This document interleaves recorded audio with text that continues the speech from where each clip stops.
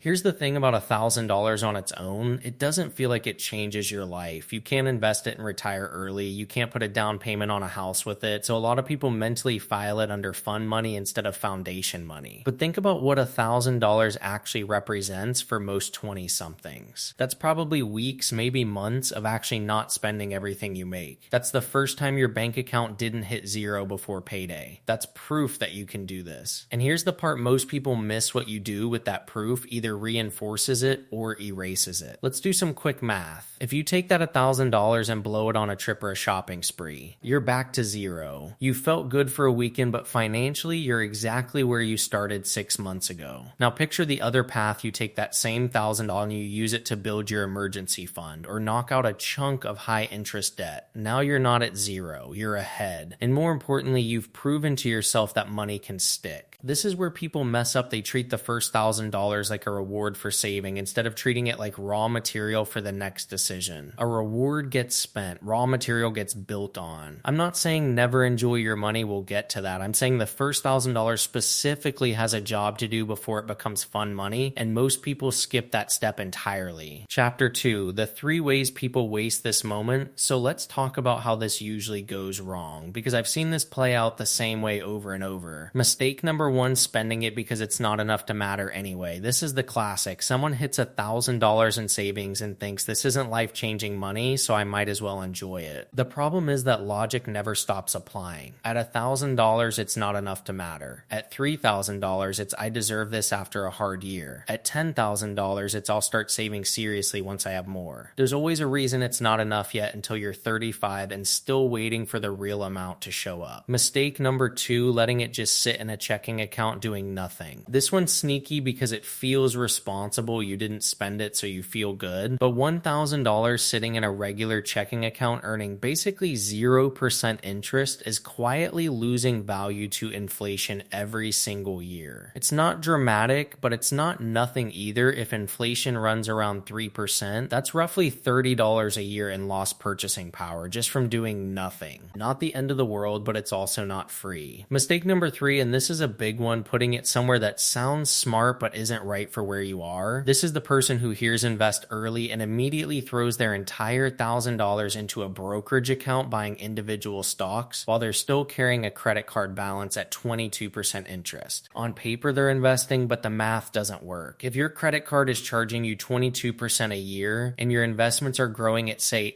8% a year on a good year, you are losing roughly 14% a year by doing this. That's not investing, that's volunteering to pay extra interest while feeling good about yourself. So those are the 3 traps. Spend it because it's not enough. Let it rot in checking or invest it before your foundation is actually ready. Now let's talk about what I'd actually do instead. Chapter 3, the actual order of operations for your first $1,000. Chapter 3, the actual order of operations for your first $1,000. Okay, so here's where it gets practical. If I had $1,000 sitting in my checking account right now and I was starting from scratch, here's the exact order I'd go through, and I'd go through it in this order, not pick whichever one sounds most fun. Step 1, check for high interest debt first. Before anything else, I'm looking at whether I have any credit card debt or anything charging me 15%, 20%, sometimes even 25% interest. If I do, that debt is the most urgent thing in my entire financial life, full stop. Here's why with actual numbers, if you owe $1,000 on a card at 22%